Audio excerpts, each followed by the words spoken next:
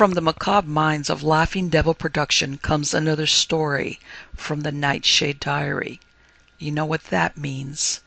Check under the bed and make sure no one or nothing is there. Is the closet door securely shut? Then leave your disbelief behind, amp up your imagination, and hang on tight for another ride into terror and mystery.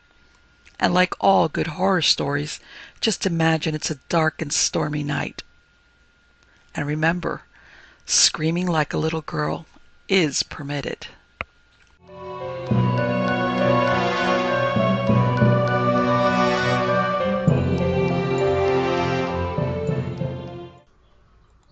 The Hauntings of the English Lakes. There are many traditional ghost stories of hauntings of the English lakes. After the execution of the gallant and greatly beloved James Radcliffe, third and last Earl of Derwentwater, on February 24, 1716, it was affirmed that the water in Keswick Water, as Lake Derwentwater was then called, acquired temporarily a crimson hue, and that at night the sky glowed ominously with ensanguined streams. The phenomena were witnessed by many spectators, and have ever since been known as Lord Derwentwater's lights. There was a strange tradition that prior to any calamity in the family of the Radcliffes, a tall figure, clad in grey robes, was seen on the shore of Derwentwater. The apparition appeared to the unfortunate Earl of Derwentwater, reproached him for his delay in joining the insurgents, and gave him a crucifix, which would render him proof against steel and bullets. The ghost of Lady Derwentwater, who has been unjustly accused of persuading her husband to take part in the rising of 1715, is said to have haunted Derwentwater for a time. The ghost of Ermengarde, a fair maiden who, for attempting to seduce a holy man, was doomed never to rest in her grave, is supposed to have haunted St. Herbert's Isle on Derwentwater for many years. The lakes and the neighbouring hills in Cumberland, Westmoreland, and North Lancashire were for many years believed to be abodes of enchanters, and to be haunted by the ghosts of old Scandinavian settlers, who appeared sometimes as warriors and sometimes as old, white-haired chieftains and bards. Music played and sung by invisible beings used to be heard on the lakes and their lonely shores. According to Sir Walter Scott, the last of the Brownies, known in Ettrick Forest, haunted Bodsbeck, a wild and solitary spot near the head of Moffat Water. A spirit known in Cumberland as Hobthross used to haunt the lakes and neighbouring old houses of that county. It was described as a meagre, flat-nosed, shaggy, and wild, and is mentioned by Gervase of Tilbury in his writings. Cross fell in the lakes region, which is remarkable for the phenomena of the helm cloud upon the summit, and the helm wind generated within it, was formerly known as Fiend's Fell, so dubbed from the popular belief that evil spirits haunted it. They were said to have been expelled by St. Augustine, who prayed and built an altar on the mountain. A slate or flag quarry, known as the Crier of Clafe, long disused and overgrown with weeds, on the wildest and most lonely part of Ladderbarrow, which divides the valleys of Esselthwaite and Windermere, above the ferry, was for a long time haunted by a very terrible apparition. Named the Crier, it was thought to have been exorcised permanently, but, according to rumors current from time to time, the haunting occurs intermittently even yet. I have referred more fully to it in one of my recent books. The North Lancashire Lake District abounds in stories of ghostly happenings. The following is one of them. One gloomy early autumn evening, a few young men, who were in a very lively mood, emerged from a country mansion, the ancient seat of the Montravers, bent on adventure and mischief. The moon had not yet risen, and only a few stars twinkling in a cloudless sky served to lighten their path. Here and there a light shone in the windows of such cottages who were not in bed, and nothing disturbed the silence save the barking of a dog and the distant tinkling of a sheep bell. "Where shall we go?" Vibert, one of the party, asked. "How about paying a visit to old Martha Young, the reputed witch? She is said to have a magic mirror which reveals coming events, and to hold intercourse with the spirits that are rumoured to haunt the lake close to which she lives. Let either go to her or to dance that the miller chap, Overbury, is giving to celebrate the coming of age of his pretty daughter Doris." After debating for a while, they decided to visit Martha, and perhaps go to the dance afterwards. Martha Young, who the superstitious people thought was a witch, lived in a wretched hovel within a few yards of one of the North Lancashire lakes. The roof of her habitation had nearly collapsed, and there was hardly a whole pane of glass in her windows. She appeared to be very old, and to have no apparent means of obtaining a livelihood.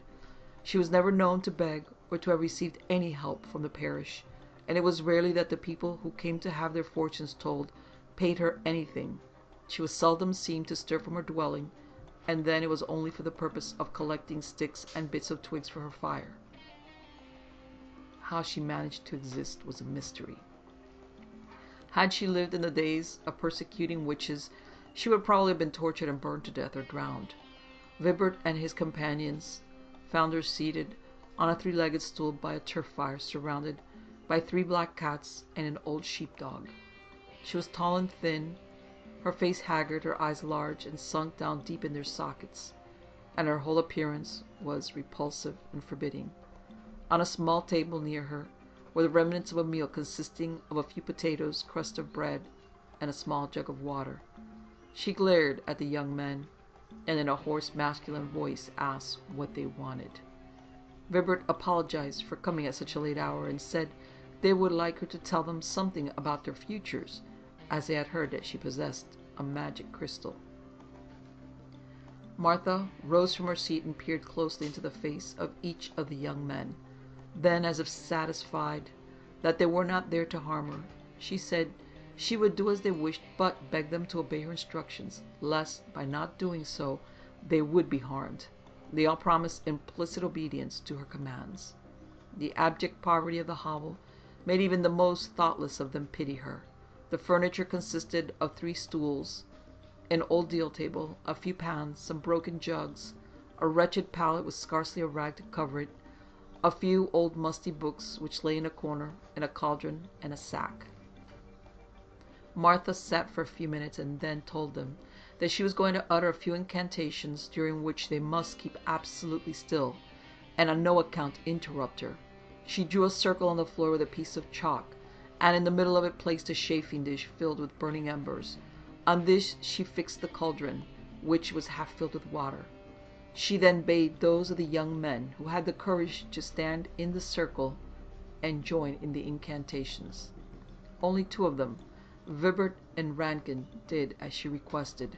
The others, who were far too frightened, stood as far as they could from the circle. The incantations having been uttered, Martha opened the sack and took from it a skeleton head, bones of various sizes, herbs, and the dead bodies of small animals, and threw them one by one into the cauldron, and while thus employed muttered words in a language unknown to any of her hearers. When the cauldron boiled, she put her fingers to her lips, enjoining them to keep perfectly still, and pointed to the wide open door beyond which lay the lake gleaming in the moonlight. Presently the young men were thrilled to see 2 shadowy figures come from the lake, carrying a large crystal ball, which they placed outside the circle. Martha lifted it and set it in the center of the circle. She then asked Vibert if he really wished to see what the future had in store for him, and on his replying in the affirmative, she told him to peer steadily at the crystal. At first he saw nothing, and then suddenly he saw a counterpart of himself in the act of falling over a frightful precipice. The vision lasted for only a few moments, and when it had vanished, Martha asked Rankin if he wished to look in the crystal. He also expressed his readiness. He had not gazed at it for more than a few seconds before he saw it in his father, wearing his usual clothes and looking very ill.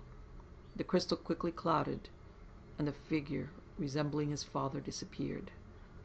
Martha removed the cauldron, extinguished the fire, and bade the young men depart. "Before we leave," one of the young men said, "tell me if the lake is really haunted, and if the figures that I saw come from it in the crystal were really ghosts or merely illusionary." "If people around here say that the lake is haunted, let that suffice," Martha said. "Now go." Before the young men left, they gave her money. When they had gone a little distance from Martha's hovel, Vibert, who appeared to be very agitated, told his companions what he had seen in the crystal and wondered if it was just an illusion or hallucination or really due to the supernatural. One of the young men said that he had felt drowsy soon after Martha had put the cauldron on the fire and thought she must have put something in it to dope them. He said the figures he had seen coming from the lake looked very shadowy and unreal, just the kind of things that a person who had taken dope might see. Rankin said he thought that what he had seen in the crystal really was a vision, created, partly at least, by the spirits that haunted the lake. He declared that he had always had a very eerie feeling whenever he had been in close proximity to the lake. The young man kept arguing about the strange experience in Martha Young's hovel until they reached the spot where they were to disperse, some going one way to go home and some another. Within a week, Vibert fell over a cliff at a seaside resort on the west coast of England and was killed. About the same time as this fatality occurred, Rankin's father had a serious illness and died. The prophetic vision each of the two young men had seen in the crystal was thus verified. Soon after the visit to Martha Young, she left the neighborhood. Whither she went no one ever knew. The hovel where she had lived for many years was demolished, and both the site of it and the lake close to it were for a long time shunned after dusk, as gruesome lights and shapes were rumored to be seen there. The Haunted Rivers and Waters of Wales. The River of Ghostly Stealth. The following account of a haunted river in Merioneth, related in the first person, is based on a story of an actual experience that was published in the Ladies' Cabinet in 1835. In the summer of 1832, I was on a walking tour in Wales. I was between Dolgelly and Bala when I was overtaken by a storm. The night was dark, the rain heavy, and the road so uneven, full of deep ruts and hilly, that I could only grope my way with difficulty. At every few yards, I either plunged into a miniature morass or, stumbling over a rock, found myself smarting in the center of a gorse bush. At length I grew desperate. Human nature could stand it no longer, and resolving to perish with the cold rather than flounder on under such pitiable conditions, I threw myself on a boulder and prepared to lie there till daybreak. It is possible that I had remained in this position for 10 or 20 minutes when I was roused by the glow of a lantern, and starting up I saw confronting me the figure of a short man, wrapped in a shaggy greatcoat and wearing a slouched hat. He was holding a lantern in his hand. By a series of pantomimic gestures he assured me that his intentions were amicable, and that he was anxious to guide me to some place of shelter where I should have a more comfortable pallet than a bare rock. I accepted his offer, though not without some misgivings, as I could not remember ever having met anyone quite so uncouth and bizarre. Turning abruptly to the right, he struck across a wide moor covered with gorse and innumerable boulders, and so studded with pools that I seemed to be in a perpetual state of waiting. Emerging from this, I wended my way along the side of a precipice, at the bottom of which flowed a river. Beckoning me to follow, my guide mysteriously disappeared, and peering over the edge of the chasm, I perceived him, to my amazement, making his descent by an almost invisible and perpendicular pathway. For a second or so I hesitated, and then, making up my mind to brave anything rather than remain by myself in such an unfamiliar and dangerous neighborhood, I cautiously lowered myself over the brink, and after a few tumbles succeeded in overtaking him just as he arrived at the bottom. The valley in which I now found myself was bathed in a gloom and wrapped in a silence that was indescribably eerie. There was something thrillingly uncanny and sinister in the river which flowed past me, deep and dark, with a speed and stillness suggestive of horrible stealth. Close to the river were the ruins of a cottage singularly devoid of moss and lichens and any kind of rank vegetation. I tried to move away from the ruins, but some kind of weird, compelling force held me rooted to the ground. I appealed to my guide to aid me, but he made no response and stood rigid and silent, like a statue, on the bank of the river. Suddenly he removed his hat and revealed a white, mask-like face, utterly devoid of expression, For a few seconds he remained motionless, and then he glided over the river and vanished amid the gloom and shadows on the far side. Directly after this happened, returned to my limbs, and I lost no time in scrambling out of the awful valley. After walking several miles, I came to an inn, where I was able to stay for the night. I learned next day from the landlord that the river and the ruins in the valley were well known to be very badly haunted. Before the cottage had fallen into a ruinous state, it had been occupied by a Mr. and Mrs. Evans. At the instigation of her husband, Mrs. Evans, a dark, handsome woman, flirted with a peddler known as Black Dave. She induced him to stay in the cottage, and when he was asleep, she sat on him while her husband cut his throat. They weighted his body with stones and threw it into the river. Within a week of their cruel deed, the cottage caught fire. Mrs. Evans was burned to death, and her husband, who was badly injured, only lingered long enough to make a full confession of their crime. It was soon after the burning of the cottage that rumors of ghostly happenings at the scene of the murders were circulated, and the valley acquired such an ill reputation that few people dared to venture in it alone after nightfall. Such was the tale that I heard, and at the conclusion of it I left the inn and continued on my walking tour, only too thankful to leave the locality. The Fifth Stepping Stone. Richard Moore and his wife Laura were spending their summer holiday with friends in a small town in South Wales. They were walking along a pretty rural road a few miles from the town where they were staying when they suddenly saw a little boy a short distance ahead of them. He was about 8 years of age and was wearing a blue cloth roundabout, short jacket worn by children in the 30s and 40s of the last century. There was something about him, about his general appearance, and the way in which he walked, that struck them as queer. They followed him to a stream which crossed the road, watched him walking on the big stones that spanned the water, quickly and easily, as if used to them. Suddenly he disappeared. Fearing he had fallen into the stream, Richard ran to it, but there was not a sign of the boy, and the water was nowhere more than a foot or two deep. Had he fallen into it, he would only have wetted himself. He could hardly have been drowned. Much puzzled and wondering if the boy had been an hallucination, they crossed the stream. When they came to the fifth stepping stone, which was rather larger than the others, they both experienced a very uncanny sensation, as if there was a deep, dark, horribly dank pit under their feet. Directly they reached the sixth stone, the feeling went. Within a short distance of the stream was an inn, and feeling hot and tired, they had tea there. The landlady was a very pleasant, buxom woman, who, far from laughing when they told her about the boy, was extremely interested. "About 20 years before I came here," she said, "some people named Jones kept this inn.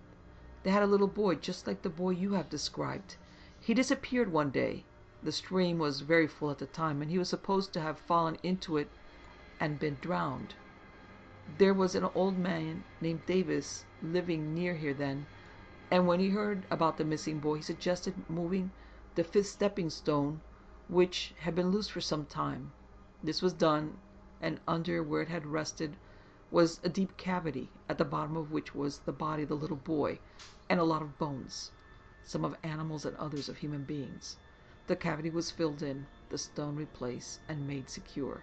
The stream had long been reputed to be haunted, and after the discovery of the boy's body, his ghost was said to be seen crossing the stepping stones, and always vanishing when it reached the fifth stone. The Valley of the River of Death. During their career as medical practitioners, doctors sometimes come in contact with the supernatural. It was so in the case of Dr. John Wells, who at the beginning of the present century had just bought a practice in a small town in Wales. Soon after his advent there, he was told by an old inhabitant of the town that he would not stay there long. Two of his predecessors had left before they had been there a year. When asked if they could explain the reason of their brief sojourn in the town, they would not say. There certainly did not appear to be any specific reason.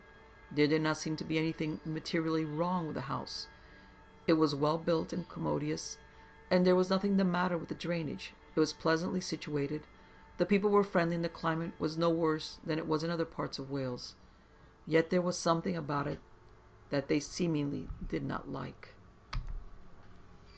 For the first 2 or 3 weeks after Wells had been there in his new home, nothing of any particular consequence happened. He liked the house. The rooms were a nice size and well ventilated. The walls and roof were watertight. The outlook pleasant. The people he contacted were not very cordial, but on the other hand they did not appear to be at all inimical, and he was looking forward to a long and very pleasant residence among them. He was sitting in front of the fire in his sitting room one evening, feeling very tired after working hard all day, when Squint, his fox terrier, who was stretched on the carpet by his side, suddenly growled, and the telephone bell in the hall rang loudly. He got up, feeling queer, went to the hall, put the receiver to his ear, and inquired who was speaking. "It's I, Jill," a woman replied. "Come at once, darling. Something dreadful has happened." Wells had no idea who Jill was, but nevertheless he put on his hat and coat, for the weather was cold, got his bicycle, and started off. He had as yet little knowledge of the neighborhood, but some strange impelling force guided him. He was himself, and yet not himself, and seemed to be in a queer, perplexing daydream. The road along which he cycled was narrow, rough, and little frequented. It was also very hilly. The scenery on either side of it was rugged and picturesque. A gentle descent led to a wooded valley, through which a river swollen by recent heavy rains flowed turbulently. There was something peculiarly weird in the sound. In the valley near the river was a white house. Dr. Wells entered the little garden in front of it, propped his machine against one of the walls, and rang the front doorbell. A woman answered it. She was young, with brown hair and lovely dark eyes. He somehow knew that she was Jill, and that he had known her intimately for some time. Everything about her and the house seemed extraordinarily familiar to him.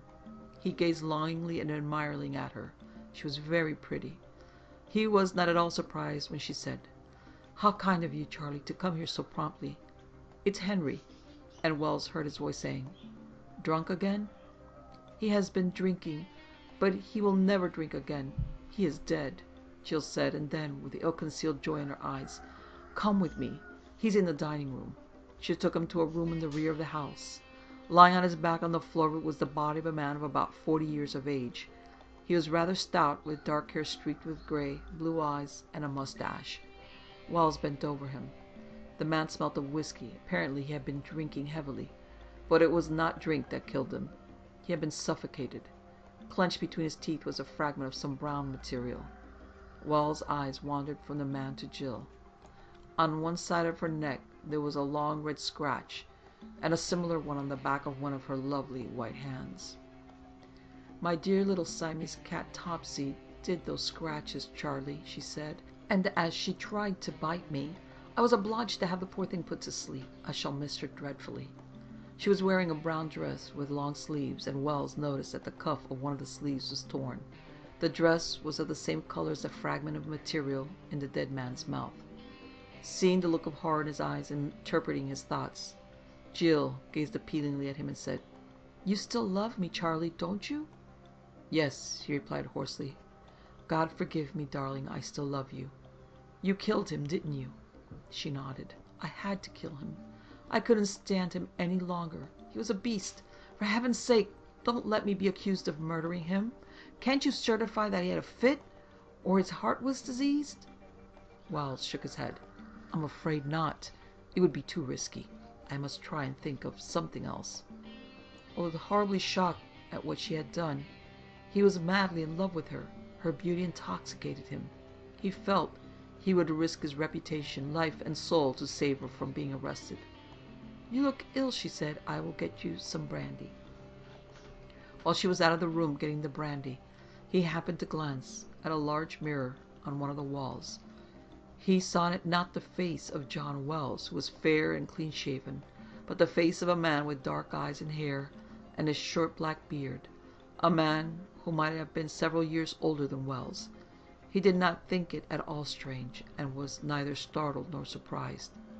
He was looking at various other things in the room when Jill returned with the brandy. "I have an idea, Charlie," she said. "Will you help me to put the body in the river? The servants are out and won't be back till late. There is no one in the house but ourselves." Wells marveled at her calmness. She showed no emotion. "Someone passing by the house may see us," he said. There is not much fear of that, she laughed. Very few people pass the house in daytime, and fewer still after dark. People don't like this valley. They say the river is haunted. The local Welsh people are absurdly superstitious. Anyhow, we must take the risk, Charlie. And if you really love me, you will do anything to get me out of this jam. I don't at all relish the idea of being hanged. And she shivered. I'll help you, Wells exclaimed. Let me have a peep out of doors to make sure the coast is clear. No, darling, Jill said. I'll do that. You stay in the hall with the body till I come to you. They carried the body of the dead man into the hall and deposited it near the front door. Jill stole quietly out of the house and soon returned. No one is about, she said. They carried the body to the river and threw it as far as they could into the raging, roaring water. There was something very horrible about the river. Wells could well imagine that it harbored dreadful spirits that tempted people to commit evil deeds. He was only too thankful when their task was done and they got back to the house. Jill insisted on him having more brandy. How did you do it? He inquired while they were sitting drinking. He was lying on the floor, she said. I got a cushion and put it on his face. He struggled and scratched me, but I am very strong, and he was too drunk to offer much resistance. I sat on the cushion till he ceased to move. He was dead when I took the cushion away. It was really quite easy, and I am only too glad I did it. I hated him, and it is a blessed relief to be free. There's not any fear of being found out, is there? I don't think so, Wells said. Everyone knows he drank, and it will be thought that he walked into the river when he was drunk. There are no marks of violence on him, and if no one saw us with the body, I think we are safe. She threw her arms around his neck and kissed him. You are a darling to help me, Charlie, she said. I love you dearly. I've always loved you. I wish I could ask you to stay here tonight, but the servants will be back about 12. I gave them leave to stay out late, and it wouldn't look well if they found you here. She gave him more brandy in spite of his remonstrances, kissed him repeatedly, then saw him go. He felt rather fuddled when he mounted his machine, for he was not used to spirits and had never drunk so much brandy. The night had grown dark. Heavy clouds obscured the moon. A storm was brewing. The roaring of the haunted river and the thought of what was in it made him shudder. He pedaled hard to get out of the valley, and was on the brink of a very steep descent when his lamp burnt out. He thought this odd because he remembered filling the lamp before he left home. He got off his machine, and when he looked at the lamp, he found it was not his. That made him look at the machine. This, too, was not his, but in the dark and in his fuddled state, he might easily have mistaken it for his own bicycle, as it was of a very similar pattern. He asked himself how it could have happened. He knew the exact spot where he had put his machine when he got to the White House, and it was from that very spot he had taken this strange bicycle. No other bicycle was there. If it had been a bright night, a cyclist passing the house might possibly have looked in the garden, and seeing his machine have effected an exchange. But something told him that no such thing happened, and that it was someone in the house who had taken his machine. And Jill had said the servants were out. No one was in the house but themselves. If that was really so, it looked as if it must have been Jill. But what was her motive? Was it merely because she had a sudden fancy for his bicycle? But it was a man's bicycle. Women did not ride men's bicycles, or did they? He was too fuddled to think. If the lamp went out, he would trust to luck to find his way home in the dark. There was little fear of meeting a policeman. He had never seen one on a Welsh country road at night, and very rarely in the daytime. He began to descend the hill, and he had not gone more than a yard or two before his lamp went out. His speed increased rapidly. He sought to check it, but to his dismay the brake would not act. Faster and faster he went, the night air whistling in his ears. There was a sudden terrific impact with something hard, and then a complete blackout. When he recovered consciousness, he found himself sitting before the fire in his sitting room, with Squint lying on the floor by his side. It took him some minutes to realize he was alive, and once again his own self, John Wells. The following day, he met an old gentleman named Allison, and to him he related his strange experience. Of course it was only a dream, he said, but it was extraordinarily vivid. Mr. Allison looked inquiringly at him. Have you ever heard of Mrs. Martin And Dr. Charles Griffiths, he asked. Dr. Wells shook his head. Never. Are you sure? Quite sure. And you have never been to the valley which is known locally as the River Valley of Death because of the number of people found drowned in it? No. Why? Because, Mr. Allison said, you have just described it. A valley with a roaring river and a solitary white house. Rather more than 20 years ago, Mrs. Jill Martin lived in that house.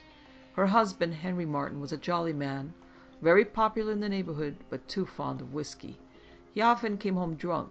Jill, who was partly French, was very pretty, and had many admirers, among them Dr. Charles Griffiths, whose face you saw in the glass. He was about 45 years of age, with dark hair and eyes, and a short black beard. You could not have described Jill and Charles more accurately if you had seen them in the flesh and blood. Martin was found drowned one day in the Valley River. It was much swollen at the time owing to recent heavy rain, and it was supposed that he had walked into it when he was drunk. About the time that this happened, Griffith met with a fatal accident. He was riding one of those high bicycles, the predecessors of the present-day safety machines, one dark night, and when descending a very steep hill, his brake would not act, with the result that he ran into a wall and was killed. After what you have told me, it looks as if Jill not only murdered her husband, but cunningly contrived to get Griffiths out of the way too. What happened to her? Wells asked. Oh, within a short time after Henry's death, she married a foreigner, sold her house, and went to South America. She did not survive her second marriage long, for she and her husband were drowned at sea.